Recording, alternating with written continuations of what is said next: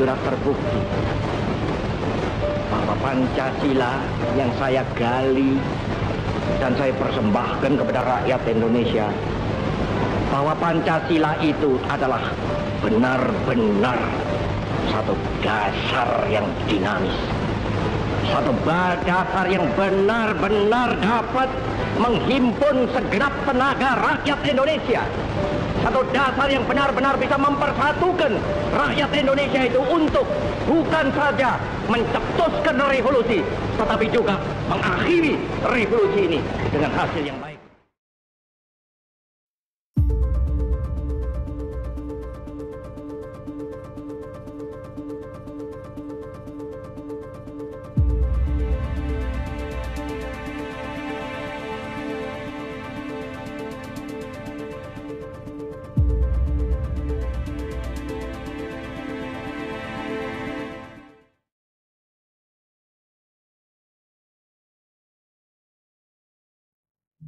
Oke, terima kasih Pak Astangka atas presentasi yang sangat menarik.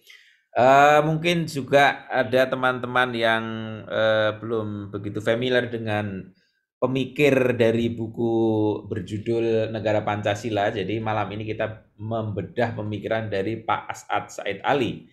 Beliau adalah seorang intelektual lahir di Kudus, Jawa Tengah pada tahun 1949. Dilahirkan dari keluarga pesantren, pasangan Haji Said Ali dan Haji Asrofah. Ia mengawali pendidikan di Madrasah Ibtidaiyah Ma'arif Al-Huda, Kudus, dan melanjutkan sekolah SMP dan SMA di kota yang sama. Pada masa sekolah, ia sudah aktif di dalam organisasi IPNU. Setelah itu ia kuliah di Fakultas Sospol UGM jurusan Hubungan Internasional yang diselesaikan pada tahun 1974. Semasa kuliah ia aktif di PMI dan HMI di samping nyantri pesantren KP Asuhan Kiai Haji Ali Makslum. Pendidikan lainnya yang ditempuh adalah Lipia, masuk angkatan pertama. Sejak lulus kuliah, Pak As'ad memilih pengabdian pada Badan Intelijen Negara atau BIN sebagai ibadah. Karirnya dalam lembaga ini cukup cemerlang dalam kurun waktu 1983 hingga 1990. Ia bertugas di berbagai negara Timur Tengah. Selain itu juga bertugas secara singkat di berbagai negara Eropa, Amerika, Afrika, dan Asia. Tidak kurang dari 50 negara yang telah disinggahi dalam menjalankan tugas ini. Pada tahun 2001, Pak As'ad dipercaya sebagai wakil kepala BIN hingga sekarang. Maksudnya hingga sekarang itu pada saat buku ini ditulis ya. Jadi kita sedang membahas pemikiran Pak As'ad Ali tentang negara Pancasila, dibukukan oleh penerbit LP3S dan mengalami cetak sudah 3 kali ya. Yang pertama Februari 2009, kedua Juni 2009, ketiga Juni 2010, dan sekarang 2021. Cukup lama ini ya Pak Astangka ya. Oke Pak Astangka tadi sudah menerangkan bab per bab dari buku ini. Saya kira ini penting sekali karena jarang orang menulis tentang negara Pancasila. Orang berbicara tentang Pancasila, kewarganegaraan, mengajar tentang filsafat Pancasila, tapi jarang yang menulis buku tentang negara Pancasila. Jadi ada negara komunis, negara sosialis, negara kapitalis. Nah, ada negara Pancasila, yaitu negara yang menjadi identitas negara Kesatuan Republik Indonesia.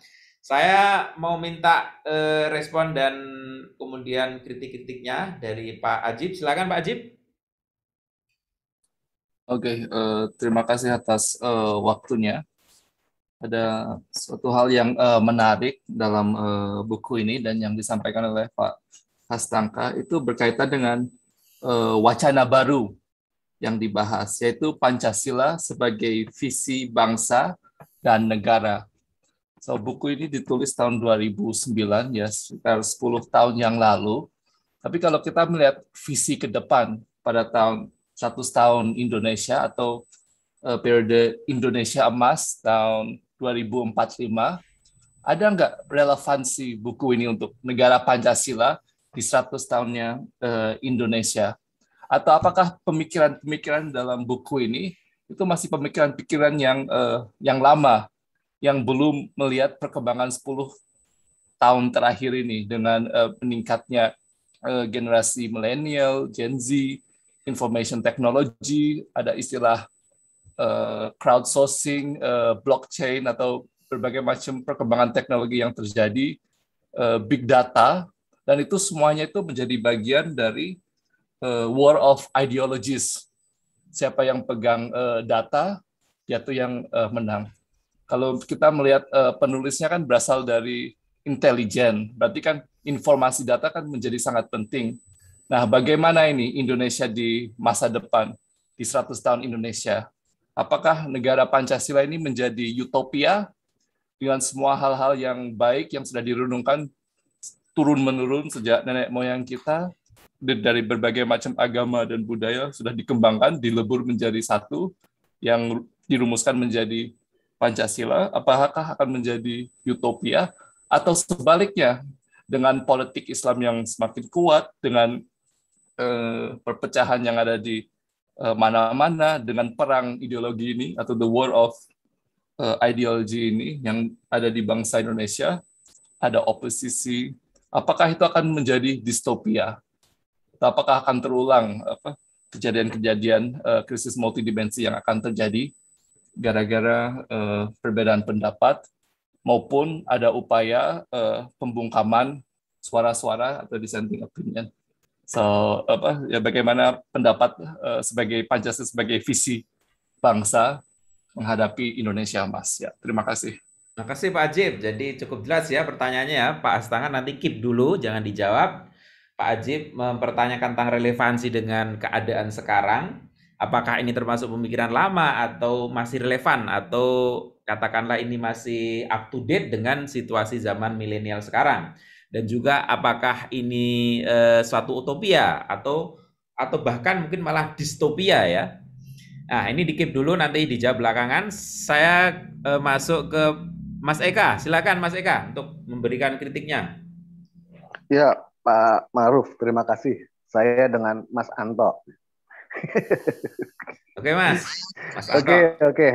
Ya, terima kasih waktunya.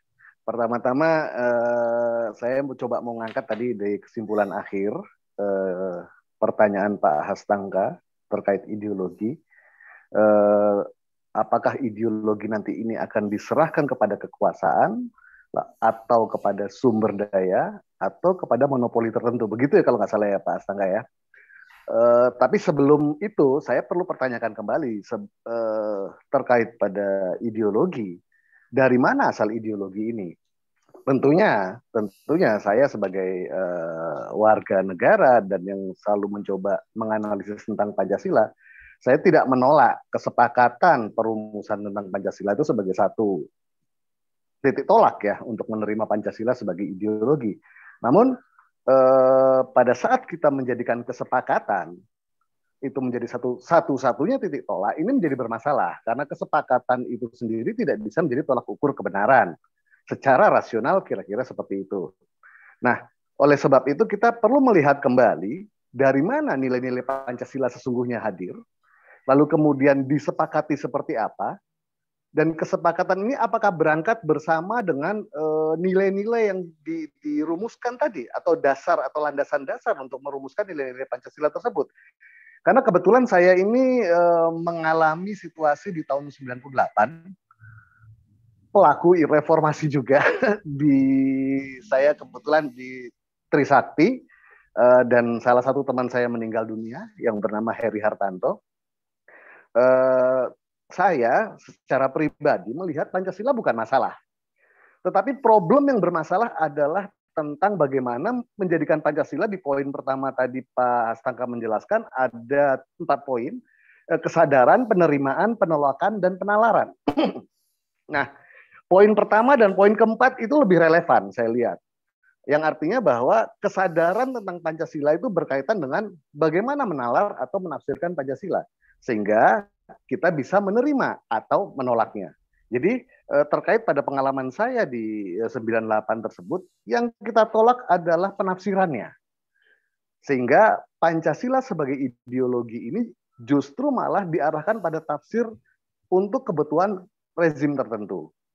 Nah, kalau ditarik kepada titik kesimpulan dan kemudian kita menghadapi perkembangan zaman ke depan, negara kita ini mau menggunakan Pancasila sebagai ideologi dengan tafsir yang bagaimana?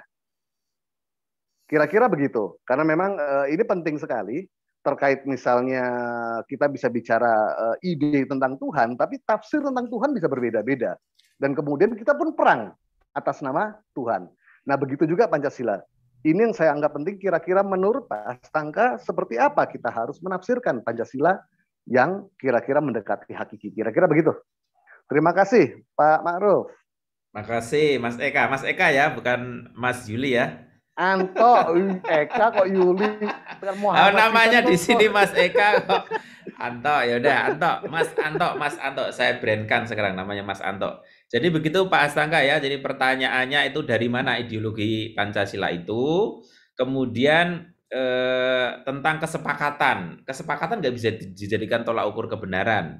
Kemudian yang ketiga tentang bagaimana sih tafsir yang ideal tentang Pancasila itu sehingga ada semacam patokan begitu. Kemudian saya langsung ke Ibu Wardah, silakan Ibu. Oke, ya terima kasih. Jadi saya mau kasih komen singkat aja ya Pak ya, karena kan saya melihat seperti yang disebut tadi oleh Dr. Hastangka, ideologisasi Pancasila itu begitu makin sekarang makin menguat. Saya sering berpikir gitu ya, kan bukannya sebetulnya Ekasila yang gotong royong itu bukannya itu lebih genuine dan lebih mudah diterima oleh semua kelompok, bahkan termasuk kelompok agama ya kan, daripada Pancasila yang pada prakteknya itu malah sebetulnya kan tidak pernah berhasil dia menegakkan keadilan. Bahkan selama ini dijadikan cover up aja, dijadikan bungkus, dijadikan topeng untuk pemerintah yang korup gitu ya kan. Tapi yang saya heran tuh kenapa malah kelompok agama itu malah kekeh mempertahankan Pancasila. Kalau ribut Pancasila, mereka justru bilang harus Pancasila.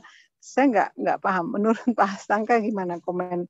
Ini berarti ini di luar nih ya, di luar Pancasila. Saya justru melihat kalau dibikin Ekasila seperti yang saya sering dengar tuh hanya gotong royong, ya itulah yang sebetulnya diperlukan oleh masyarakat di Indonesia. Itu yang saya sebut affectionate citizenship. Sebagai bangsa atau sebagai citizen, penduduk itu saling menyayangi. Cukup begitu saja, cukup itu saja. Nggak usah berlebihan, malah nggak jalan gitu. Malah selama ini hanya dipakai untuk kepentingan sekelompok, untuk kelompok elit saja yang memakainya, yang diuntungkan oleh Pancasila. Sekian. Makasih Ibu. Ya. Makasih Ibu. Jadi begini Pak Astangka, Ibu Wardah mengusulkan bagaimana kalau tafsir Ekasila. Jadi mungkin agak linear dengan RUU HIP ya, haluan ideologi Pancasila yang kemudian tidak dikit dulu, kemudian menjadi penguatan pelembagaan BPIP. Kira-kira begitu. Kemudian saya langsung ke Pak Amar. Silakan Pak Amar. Ya, saya pakai video lah. Nah, bagus. Silakan. Terima kasih Mas Hastangka, pemaparan yang sangat bermanfaat. Sayang sekali ya dibatasi oleh moderator. Seharusnya lengkap itu. Mungkin kalau dihadirkan Pak Saidnya mungkin akan kecewa dia. Boleh jadi sebagian pertanyaan itu mungkin sebagian pertanyaan sudah dijawab mungkin ya. Tapi karena ada janji juga dari Mas Hastangka untuk menyampaikan Pancasila menurut Notonegoro ya, guru dari Pak Said ini. Saya akan menanti yang itu aja, yang Notonegoro ya. Karena tampaknya saya nggak tahu, tapi selama saya berinteraksi dengan ahli-ahli pendekar Pancasila ini, banyak yang mereferensi atau mengotoritaskan Notonegoro ya. Mudah-mudahan ada waktunya. Yang saya tangkap dari yang semua yang dikemukakan, tampaknya Pak Said saat itu tahun 2009 ya, itu buku dibuat ya. Ya, pertama kali diterbitkan. Itu ada kegelisahan yang paling mendasar dan sampai sekarang saya kira itu menjadi relevan, yaitu soal keutuhan, integrasi bangsa, soal identitas bangsa. Karena itu dia lantas berdebat soal kesepakatan, lalu dasar negara, konsensus negara, dan apa bedanya dua hal ini. Saya belum menangkap perbedaan keduanya ini. Hanya ada kritik, tapi lantas bagaimana terkait dengan ideologi, apa tadi ada pilih choice, rational choice, apakah itu choice pilihan ini juga kesepakatan, artinya yang dia sendiri kritik, kemudian mengajukan konsensus dasar, dan konsensus itu kan bahasa luar, bahasa Inggris ya, kemudian di Indonesia kan ya hampir mirip lah, konsensus itu juga kesepakatan, mungkin ada makna yang lain ya. Soal legitimasi ini yang mungkin nanti akan bicara lebih serius lagi tentang nilai legitimasi Pancasila. Apakah hanya kesepakatan di ruang BPUP menjadi kesadaran mereka saja, ataukah legitimasi Pancasila harus menunggu sampai juga disosialisasikan ke seluruh bangsa Indonesia dan terus diuji setiap tahunnya, apakah itu memungkinkan atau tidak? Saya kira perlu diberi ruang ya kepada anak-anak bangsa yang juga ingin duduk sama rata dengan Soekarno, dengan Yamin, dengan di saat itu. Hanya karena perbedaan masa dan takdir lahir yang berbeda, saya kira ini tidak menjadi alasan lantas tidak punya ruang yang sama untuk membicarakan filsafat dan eksistensi Pancasila. Sekali ya, tapi saya mulai dari Mas Amar ya, karena teringat dengan tulisan kami ya. Ini kami menulis dengan Mas Makhruf ya, Morbid ya. Ketika itu mencoba untuk merekonstruksikan kerangka berpikir Pancasila itu mulai dari mana. Nah, ini pertama kita mencoba memahami garis historis ya Pancasila. Kemudian kita letakkan pada kerangka normatif ya, bahwa bicara meletakkan negara Pancasila harus dalam konteks kerangka normatif ya, norma-norma. Nah, seperti apa legitimasi dan validitas nilai-nilai itu kita letakkan dalam bentuk norma-norma. Dan di sini kita mencoba melihat dari tiga sisi ya. Sisi yang pertama, realitas masyarakat itu penuh dengan nilai-nilai ya. Kemudian penuh dengan norma-norma yang berkembang ya, di masyarakat kan punya norma masing-masing ya, dari Sabang sampai Merauke punya nilai-nilai yang mereka anut, mereka yakini dan menjadi ideologis. Ideologi apa? Sistem nilai. Yang dimaksud ideologi di sini kita batasi sebagai sistem nilai. Nah, sistem nilai itu menjadi satu ideologi tertentu yang diyakini ya, kemudian yang akan dilakukan oleh masyarakat tertentu atau kelompok atau individu. Nah, yang kedua, nilai-nilai yang berkembang di dalam konteks alam pergaulan masyarakat atau dunia, realitas digital kalau bahasa kita hari ini. Nah, ini kan punya nilai-nilai. Di dunia digital itu kan penuh dengan nilai-nilai. Akhirnya muncul pertarungan antar nilai kan, nilai kebenaran, nilai ketidakbenaran, mereka bertarung satu dengan yang lainnya. Nilai keyakinan muncul dalam konteks pergaulan dunia, ya pergaulan masyarakat, pergaulan di era digital dan sebagainya. Ini kita kontekskan hari ini masalahnya. Tapi untuk semangat zaman dulu, konteks realitasnya pertarungan ideologi besar kan pada waktu itu. Ada sosialis, komunis dan sebagainya, itu yang tadi yang dikatakan. Nah, yang ketiga, nilai-nilai norma aturan yang berkembang di dalam kebijakan. Ya, jadi kebijakan negara itu penuh dengan evolusi, perubahan-perubahan berkembang. Nah, Pancasila posisinya di mana? Sebagai filter, ya, menjadi alat korektif, menjadi alat sinkronisasi, menjadi alat harmonisasi. Nah, ini posisi dalam konteks Pancasila. Ketika nilai-nilai yang muncul di masyarakat tadi, legitimasi nilai ya kita bicara, sampai nanti menuju pada validitas nilai. Sebenarnya yang diidealkan pada Pancasila, diidealkan oleh Pancasila, itu masuk. Kemudian perlu ada standarisasi. Nah, Pancasila inilah yang menjadi standarisasi nilai dan menjadi validitas atas nilai-nilai yang muncul ya berkembang di masyarakat dari tiga kategori kerangka itu yang begitu banyaknya. Nah, kalau itu terstandar, tervalidasi, maka bisa dilaksanakan, bisa diimplementasikan, bahkan disosialisasikan. Nah, posisi hari ini apakah sudah seperti itu? Nah, ternyata belum maksimal yang terjadi ini. Maka nilai-nilai itu masih berkeliaran ibaratnya kemana-mana. Ya, karena tidak ada satu upaya untuk melakukan standarisasi. Meskipun nanti ceritanya katanya juga BPIP akan melakukan itu. Nah, tapi kita lihat sampai sejauh mana itu. Nah, kami sudah merumuskan ini Pak Amar itu sebelum BPIP merumuskan kami sudah ada dan ini akan kita tunjukkan ke BPIP sebenarnya. Belum ditunjukkan ya Pak Astangka ya? Belum ya. Kita akan tunjukkan itu bahwa untuk melakukan itu harus ada step ya, langkah-langkah yang konkret dan jelas ya, yang teruji secara konseptual dan teoritis. Nah, kalau nilai-nilai itu tidak tervalidasi, tersadar, ya dia harus diuji lagi, diuji ulang, ya, kembali lagi, ya, dilakukan filter, ya, dikembalikan, ya. Artinya tidak dilaksanakan, ya, jangan dilaksanakan. Nah, di sini kita campur aduk. Jadi konstruksi berpikir campur aduk, pemahaman masyarakat campur aduk, orang melaksanakan Pancasila juga campur aduk. Akhirnya apa? Gaduh-gaduh. Nah, ini yang terjadi. Ya, tidak ada satu konsistensi sebenarnya. Kita butuh konsistensi nilai kalau kita bicara. Nah, ini tidak ada konsistensi nilai. Nah, ini kuncinya di sana, konsistensi nilai. Nah, ini sedikit memperjelas ya, kerangka berpikir itu menjawab pertanyaan Mas Amar ya. Itu terkait dengan legitimasi tadi. Langkahnya itu sudah sangat jelas sebenarnya. Tinggal sebenarnya eksekusinya. Kalau poinnya itu eksekusinya, pelaksanaannya itu di poin di sana. Nah, ide-ide tentang tadi ide-ide besar ya, sosialis, komunis ya, itu memang gagasan-gagasan penting ya dalam membangun masyarakat kan. Ini imajinasi tentang masyarakat. Nah, kemudian berkembang menjadi imajinasi tentang negara.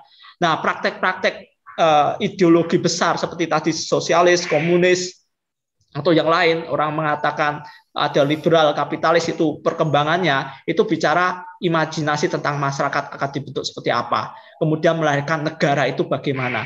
Nah, praktek-praktek negara komunis juga varian atau beragam ya. Praktek negara komunis akan sosialis berbeda di Rusia, Cina, Korea Utara, Vietnam ya, dan negara lain. Nah, patron hari ini apa atau mana kita bicara tentang ideologi komunis, kan sudah kehilangan patron. Kecuali pemikiran Marx misalnya, Lenin dan sebagainya, itu kecuali pemikiran ya menjadi patron secara umum. Tapi kita bicara patron konstruksi negara komunis sosialis yang mana? Nah, ini juga menjadi satu diskusi yang menarik sekali kalau kita membangun konstruksi bernegara ya. Kita perlu bertanya pada rakyat ya. Rakyatnya Cina, rakyatnya Korea Utara, rakyatnya Vietnam, rakyatnya Rusia misalnya. Bagaimana cara-cara mereka memahami komunis dan cara-cara kerja komunis bernegara, misalnya itu. Nah, ini yang membedakan dalam konteks negara Pancasila. Ya, pada dasarnya negara Pancasila tidak mengenal itu, ya. Dalam imajinasi, dalam konsepsi, dalam konstruksi. Ketika para pendiri bangsa, kita bicara situasi zaman dan situasi, membaca situasi pendiri bangsa pada waktu itu yang diilustrasikan oleh negara Pancasila Pak Ali ini menjadi menarik, dan itu sebenarnya ada di dalam risalah sidang BPUPK dan sebagainya, tapi kemudian diilustrasikan ulang, direkonstruksikan ulang ya kejadian itu, bahwa negara Pancasila itu ada pilihan tersendiri ya. Kita tidak menganut satu paham-paham utama, paham besar yang lain, tapi kita punya pendirian. Nah, itu dikatakan sebagai identitas dan jati diri itu. Nah, ini yang kita bisa lihat atau kita baca dalam posisi negara Pancasila di tengah konstruksi ideologi-ideologi lain, ideologi membangun negara dan sebagainya. Nah, ini yang menarik sekali kalau kita melihat ya gagasan ideal tentang masyarakat sebenarnya nanti. Kalau kita spesifikkan itu, gagasan ideal tentang masyarakat itu apa dan mau kemana. Nah, kemudian kita berlanjut yang berkaitan kaitan dengan ideologi, menarik juga dengan Mas Anto ya, Mas Eka dan Anto ya. Apa yang perlu kita lihat di sini ya? Kita harus merujuk, nah ini menarik ya, merujuk pada penalaran ideologi Pancasila dalam konteks ideologi negara yang mana. Nah, ini yang perlu kita tegaskan. Hari ini lembaga negara pun bingung ya, bimbang ya dalam meletakkan penalaran konstruksi Pancasila sebagai ideologi itu yang mana? Nah, ini kadang-kadang nggak bisa menjawab itu, atau belum bisa menjawab, atau belum ketemu jawabannya. Nah, kita kembali pada gagasan awal bahwa penalaran tentang Pancasila sebagai ideologi negara harus kita letakkan di dalam konteks pembukaan Undang-Undang Dasar 45, ya, mewujudkan negara yang berdasarkan ketuhanan yang Maha Esa, kemanusiaan yang adil dan beradab, persatuan Indonesia, kerakyatan yang dipimpin oleh hikmat kebijaksanaan dalam perusahaan perwakilan dan mewujudkan keadilan sosial. Nah, itulah akan menjadi ideologi negara. Karena tertuang apa di dalam pembukaan Undang-Undang Dasar sebagai norma dasar kita. Nah, ini kita harus mulai dari sana bicara itu. Konstruksi penalaran atas Pancasila sebagai ideologi negara. Nah, kan kita bicara ideologi negara. Nah, itu nanti berbeda dalam konstruksi atas ideologi bangsa kita. Nah, maka Pancasila itu sebagai Wilsansung, kata Soekarno, pandangan hidup, world view, pandangan dunia. Dunia apa? Dunia alam Indonesia. Bagaimana bangsa kita itu memandang arah dan orientasi tujuan kebangsaan kita. Nah, itu sudah tertulis ya di dalam pembukaan Undang-Undang Dasar kita, bahwa tujuan kita bernegara itu nanti berkaitan dengan jawaban atau penjelasan apa yang ditanyakan Mas Mujid ya tadi, Mas Tontowi, kaitannya visi kebangsaan kita menuju masyarakat atau bangsa apa yang merdeka, bersatu, berdaulat, adil dan makmur. Nah, ini yang tidak pernah kita dorong, tidak pernah kita letakkan dalam artian kita itu dalam konteks negara itu meletakkan itu secara sungguh-sungguh, secara serius. Kedua, secara konsisten. Nah, yang terjadi inkonsisten. Ya, kenapa terjadi? Karena kekuasaan berubah. Nah, ini yang menjadi muaranya. Kekuasaan berubah tiap 5 tahun. Nah, hari ini kita mengalami kekuasaan berubah tiap 5 tahun kan, pasca reformasi setelah B.J. Habibie menjadi presiden.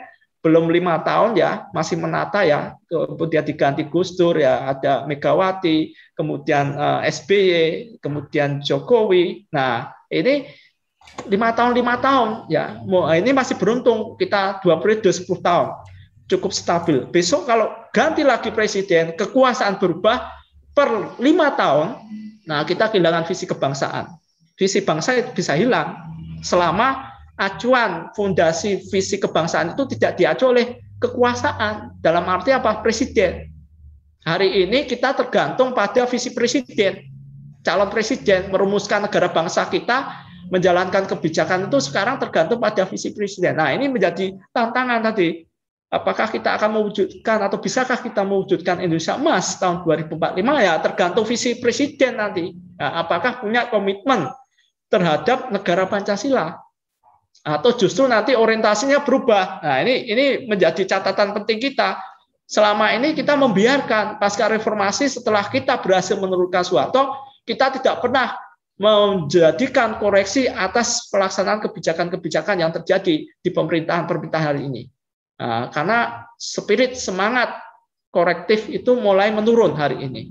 Ya, kita sudah letih, bahasanya Pak Ali tadi, letih menghadapi dinamika fenomena kekuasaan yang selalu berubah-ubah ataupun berganti-ganti kebijakan. Nah, ini yang harus kita kawal. Nah, selama ini pertanyaannya siapa yang mengawal? Yang terjadi representasi wakil-wakil rakyat itu ternyata tidak mengawal atas praktek-praktek kekuasaan yang ternyata beberapa atau sebagian itu tidak berpaham negara Pancasila. Membangun negara Pancasilais harus sesuai dengan membangun konsistensi atas kebijakan-kebijakan yang Pancasilais. Nah, ini yang tidak muncul, tidak hadir ya di tengah-tengah kita, maka terjadi berbagai macam gejolak, penyimpangan, dan mungkin sampai hari ini pelaksanaan Pancasila secara konsisten dan menyeluruh komprehensif itu belum bisa kita rasakan. Nah, ini secara filosofisnya. Kemudian secara perenungannya seperti itu kejadiannya atau yang terjadi. Nah, berikutnya apa yang bisa kita refleksikan kembali ya, gagasan tentang negara berdasarkan Pancasila ya, ini ada kaitannya dengan Ekasila tadi. Nah, itu kembali kepada sejarah ya, bahwa usulan atau tawaran ya Pancasila itu kan sebagai proses ya, ide gagasan yang dimunculkan oleh para pendiri bangsa ya, dan itu hanya bersifat sekali terjadi. Bahasa lainnya en malik ya. Artinya hanya sekali terjadi, tidak bisa diulangi lagi kecuali kita menghidupkan para pendiri bangsa ini dari kehidupan alamnya. Baru kita bisa bicara mengulang kembali apa yang dipikirkan pendiri bangsa itu. Nah, baru tahu. Tapi ini peristiwa hanya sekali terjadi. Maka Pancasila itu adalah konstruksi yang sudah ada, yang dirumuskan oleh pendiri bangsa dalam konteks apa? dalam proses sidang BPUPK sampai PPKI memutuskan Pancasila itu dasar negara. Panca itu 5 ya. Ya tidak bisa kembali berubah pada Ekasila. Nah, ini yang harus menjadi catatan. Nah, spiritnya gotong royong ya. Tapi secara nomenklatur dalam konteks ini tidak bisa kita ubah langsung Ekasila. Karena dasar negara itu hanya sekali terjadi. In Malik ya, tidak bisa berubah atau berganti begitu saja. Ya, peristiwa itu hanya sekali terjadi. Nah, ini yang kita letakkan kembali ya, dasar melihat Pancasila itu. Nah, ini menariknya di mana bahwa gagasan awal tentang Pancasila dirumuskan itu ya sebagai dasar negara. Ya. Berarti sila-silanya mendasari segala kebijakan-kebijakan yang dibuat oleh negara secara ideal. Nah, nanti tinggal sebenarnya aspeknya koreksi aja, apakah kebijakan itu sudah sesuai atau sebelum mengikuti kerangka yang kami rumuskan itu sebenarnya sudah ada, sudah jelas kami membuat kerangka berpikir itu untuk ditawarkan kepada negara kalau negara tidak punya rumusan itu. Nah, itu kita tawarkan. Ya kalau sudah ada melengkapi apa yang dilakukan oleh negara, bagaimana meletakkan kembali Pancasila itu sebagai tolok ukur titik pijak ya dalam bernegara, dalam menegara. Nah, ini yang perlu kita rumuskan. Dan ini menarik sekali ya, apa yang disampaikan Pak Ali ya, itu dalam bukunya Negara Pancasila itu menjadikan refleksi kita ya. Bagaimana kita membangun dialektika kembali pasca reformasi jilid kedua ini ya, untuk meletakkan konstruksi berpikir kita atau merekonstruksikan ulang negara Pancasila itu. Nah, bersama-sama elit group ya. Nah, ini yang terjadi, kita tidak ada kelompok elit group yang bisa mengontrol kekuasaan hari ini. Nah, ini bisa berpotensi pada satu ancaman ketika kekuasaan itu sewenang-wenang. Nah, ini yang perlu kita catat, yang perlu menjadi PR kita bersama, ya, elit group itu perlu dihadirkan. Nah, kalau dulu ada MPR yang punya utusan golongan, utusan daerah, nah itu sebenarnya elit group yang dibuat, disusun ya dengan gagasan para pendiri bangsa. Kenapa? Supaya tidak memunculkan negara kekuasaan. Kita butuh elit group. Kalau bahasa istilahnya sekarang elit group, dulu mungkin namanya wakil rakyat yang terdiri dari utusan golongan, utusan daerah. Nah sekarang partai ya. Wakil rakyat kita itu dari kelompok partai politik. Nah, siapa partai politik itu, apakah berpihak pada rakyat atau tidak, itu yang harus diuji. Nah, ini bicara tentang konstruksi negara Pancasila harus menyeluruh. Kita baca kehadiran kedaulatan rakyat ya harus benar-benar hadir di dalam kekuasaan. Bentuknya apa ya? Wakil rakyat itu wujudnya. Di mana? Di parlemen kan harusnya, di legislatif. Nah, ini tidak ada. Berarti kekosongan itu. Sebenarnya kita mengalami kekosongan kedaulatan rakyat. Yang itu yang perlu kita baca bersama-sama. Dan ini semua menarik sekali apa yang disampaikan oleh teman-teman sekalian. Dan ini menjadi satu gagasan penting biar menjadi PR-nya Saudara Makhruf untuk merumuskan dan memberikan catatan kesimpulan dan dibawa ke Presiden. Nah, ini penting sekali. Ya, dari hasil diskusi ini harus kita ajukan ke Presiden. Kalau bisa disurati ya, Presiden disurati memberikan surat. Mas Santo sekalian balik ke Jakarta, mampir Mas ke istana. Nah, seperti itu. Sebenarnya ini PR kita bersama ya. Kesimpulannya apa? Kesimpulan singkatnya adalah kita hari ini mencoba untuk memikirkan kondisi bangsa dan negara kita, mencoba untuk membaca ulang bagaimana posisi negara bangsa kita dalam aspek secara nasional dan internasional ya, sebagaimana yang disampaikan Mas Tontowi itu penting sekali juga bagaimana kita situasi era milenial, generasi yang bertumbuh berkembang ini itu juga harus kita pikirkan bagaimana merajut generasi masa depan ini, dan harusnya hari ini kita membuat fondasi itu dan kita ajukan ke negara. Nah, itu aja pokok pikiran kita sebenarnya. Terima kasih. Makasih Pak Astangka, tapi ada beberapa yang belum clear tadi, belum dijelaskan kayaknya ya. Mas Anto juga sudah mau mengkonfrontir tadi, mungkin kurang puas dengan jawaban Pak Dr. Astangka. Tapi yang jelas dari Pak Amar tadi soal Pak Notonegoro, kenapa sih Pak Notonegoro itu seperti nabi bagi interpretasi Pancasila begitu loh, terutama untuk Fakultas Filsafat UGM ya, di mana saya kuliah di situ dan Mas Anto juga di situ. Kemudian yang belum dijelaskan dari Mas Anto tadi tentang bahwa kesepakatan BPUPKI itu kan tidak identik dengan kebenaran. Kemudian Mas Anto tanya tafsir yang ideal itu seperti apa? Pak Dr. Hastangka menjawab ya kembali kepada pembukaan undang-undang. Karena di situ kita menafsirkan, berarti itu kan yaitu teks, itu kan teks pembukaan undang-undang. Nah, kemudian Mas Antoni mau menjelaskan apa lagi? Mas Anto mau tanya atau bagaimana? Iya.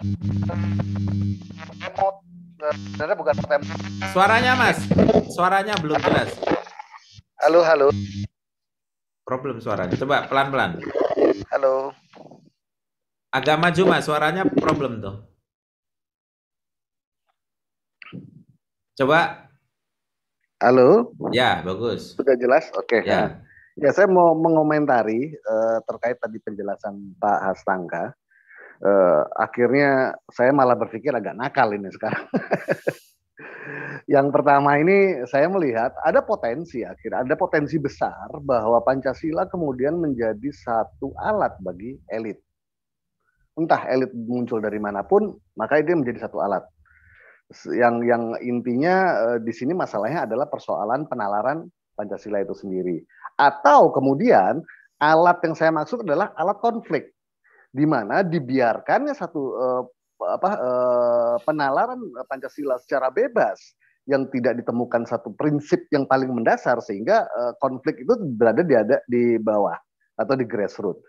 Terus kemudian yang kedua lebih nakal lagi, saya mengatakan bahwa bisa dilihat akhirnya Pancasila sendiri itu ternyata punya potensi ditolak oleh para elit secara tidak eksplisit ya, artinya secara implisit.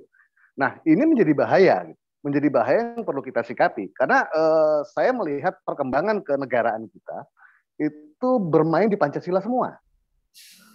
Yang anti Pancasila bersembunyi di balik Pancasila. Yang pro dengan Pancasila pun juga menggunakan Pancasila. Ini persoalan yang sangat pelik. Dan kemudian tadi Pak Hastangka juga menjelaskan bahwa bagaimana untuk menafsirkan Pancasila secara ideal itu dikembalikan ke Undang-Undang Dasar. Yang juga saya khawatir itu juga hasil kesepakatan yang belum tentu merepresentasikan realitas kebenaran bagi masyarakat dan bernegara di negara kesatuan Republik Indonesia. Kira-kira gitu Pak Maruf. Ya, kata merepresentasikan tadi Pak Hastangka menarik itu. Jadi yang pro dan kontra Pancasila itu hanya sebagai alat gitu. Jadi ada hidden legitimasi itu. Bagaimana Pak Hastangka itu? Tapi sebelum itu tadi Pak Notonegoro tadi coba dijawab, tadi diutik-utik juga sama Pak Amar. Ya, tadi menarik sekali ya terkait ya ada kelewat ya tentang Notonegoro. Nah, kenapa? Ya tentu Notonegoro sebagai peletak ya pemikiran ya ketika saya mewawancarai salah satu sesepuh bicara tentang mengapa Notonegoro menjadi bagian penting dalam proses berpikir Pancasila. Nah, itu dijelaskan diuraikan karena Notonegoro lah yang membuat atau menegaskan Pancasila itu secara ilmiah ya, membaca Pancasila itu secara ilmiah, itu dimulai dari Notonegoro. Nah, sebelum itu kan nggak ada intelektual sebelum Notonegoro. Nah, itu yang menjadi catatan penting yang pertama. Nah, yang kedua, Notonegoro meletakkan Pancasila atau gagasan Pancasila itu merakit Pancasila itu dengan konsepsi hierarkis piramidalnya menjadi bagian penting melengkapi gagasan para pendiri bangsa sebelumnya. Ya, bahwa sila-sila Pancasila itu saling mengisi dan mengkualifikasi, itu kata bahasa Notonegoro. Artinya menegaskan bahwa sila-sila Pancasila itu tidak terpisah. Nah, siapa yang menjelaskan itu? Ya, itu salah satunya adalah Notonegoro atau orang yang merintis ya, mengajukan pemikiran-pemikiran tentang Pancasila. Nah, ketika di tengah krisis-krisis kebangsaan, nah, pemikiran tentang Pancasila itu hadir tahun 50-51 ya. Dan itu ada di dalam tulisan Notonegoro ya, Pancasila sebagai dasar falsafah negara. Kemudian tentang pembukaan Undang-Undang Dasar 45 sebagai stat fundamental norms. Nah, itu yang menjadi bagian penting fondasi kita dalam tadi memahami Pancasila. dari mana mulainya? Pancasila dikatakan sebagai ideologi negara mulai dari mana? Nah, kita bicara mulai dari pembukaan ya. Undang-Undang Dasar berbeda ya, dalam pasal-pasalnya kita bicara pembukaan Undang-Undang Dasar 45 itu sebagai dasar penting ya kita menegara. Nah, di situ ada fondasinya adalah Pancasila, ideologi negaranya di sana rohnya. Nah, kalau kita mulai dari mana ya, harusnya elit politik ya, kalau kita kembali saya setuju dengan Mas Hanto ya, dinamika ini orang ada kecenderungan menggunakan Pancasila sebagai alat. Nah, alat itu bisa alat kekuasaan, alat tameng dan sebagainya. Nah, itu sangat berbahaya. Saya sangat setuju, sangat berbahaya. Karena Pancasila itu tidak bisa untuk alat kekuasaan. Pancasila itu menjadi dasar kekuasaan. Dasarnya bagaimana kekuasaan itu berjalan sesuai dengan Pancasila. Bukan kebalikan ya. Menggunakan Pancasila sebagai alat. Nah, untuk apa? Melakukan sewenang-wenang dan sebagainya ya, ini posisinya itu sangat berbeda. Tapi justru bagaimana meletakkan kekuasaan itu berdasarkan Pancasila. Nah, ini yang tidak terjadi dalam perjalanan sejarah bangsa kita, kan tidak terjadi menjadikan Pancasila sebagai dasar membangun kekuasaan. Nah, artinya kekuasaan hari ini yang dibangun itu tidak berdasarkan Pancasila kan, kalau kita melihat ya. Fondasi-fondasi kita lemah di sini. Kita harus mengingatkan ya elit politik atau penguasa untuk kembali kepada jalan Pancasila. Nah, poin yang menarik lagi adalah kesepakatan. Bagaimana mengartikan kesepakatan itu ya? Seperti apa konsepsi kesepakatan yang dibangun atau yang dirumuskan oleh para pendiri bangsa? Nah, kita juga tidak lepas dari membaca situasi zaman ya. Ketika zaman Pancasila itu dirumuskan, itu kan situasi ketika kita sedang berperang ingin mendirikan negara baru yang disebut negara Indonesia, ya, negara yang modern. Nah, bagaimana situasi atau semangat zaman itu akan mempengaruhi pemikiran-pemikiran orang. Nah, sama halnya kita menghadapi hari ini situasi zaman pasca reformasi, ya, post reformasi, ya, itu berpengaruh pada situasi berpikir kita, mempengaruhi berpikir kita. Kalau kita membaca tentang ide-ide bangsa hari ini, ya, nah ini sama, ya. Kalau kita meletakkan itu yang dimaksud kesepakatan, ya, semangat dasar itu semangat mendirikan bangsa negara, ya. Upaya bagaimana bangsa negara baru yang disebut Indonesia itu memiliki dasar yang disebut dengan Pancasila. Nah, ini bisa dimaknai berbeda kalau kita menggunakan situasi dan semangat zaman kesepakatan dalam konteks hari ini, ya. Nah, ini yang berbeda ya. Ini kita bicara suasana kebatinan, ya. Pendiri bangsa dengan suasana kebatinan kita bisa saja ada gap, kesenjangan. Nah, itu yang harus kita lihat secara bersama-sama, cara melihat pengertian tentang kesepakatan itu, ya. Jadi kalau kita bicara kesepakatan itu maksud atau makna ya dalam situasi zamannya, ya. Artinya apa? Itu menjadi dasar yang sifatnya en malik tadi, ya. Peristiwa yang sekali terjadi yang tidak bisa berubah. Artinya jangan diasumsikan bahwa kesepakatan itu bisa diganti dengan perjanjian yang baru misalnya seperti hari ini yang kita maksudkan, atau kita tiba-tiba mengubah kesepakatan. Nah, itu situasi zamannya berbeda. Ya, itu yang harus kita letakkan di sana. Nah, ada keterbatasan dimensi ruang dan waktu yang harus kita lihat. Nah, saya membacanya ke sana ya, untuk konteks kesepakatan itu yang penting sekali kita uraikan atau kita gali, ya, esensinya ada di mana. Nah, itu sebagai gambaran, dan itu memang penting sekali ya, bagaimana kita memastikan kembali satu produk kekuasaan itu berdasarkan Pancasila. Nah, ini penting sekali, kita perlu memastikan kembali satu produk kekuasaan itu berdasarkan Pancasila. Nah, mulai dari mana ya? Kembali kepada hulunya. Kita cek ulang amandemen perubahan Undang-Undang Dasar 45 itu pasal-pasalnya itu sudah konsisten belum dengan Pancasila. Nah, ini kita cek. Maka kalau ada gagasan perubahan lagi Undang-Undang Dasar 45, Undang-Undang Dasar 45 yang kelima, kita harus pastikan perubahan yang seperti apa yang diinginkan.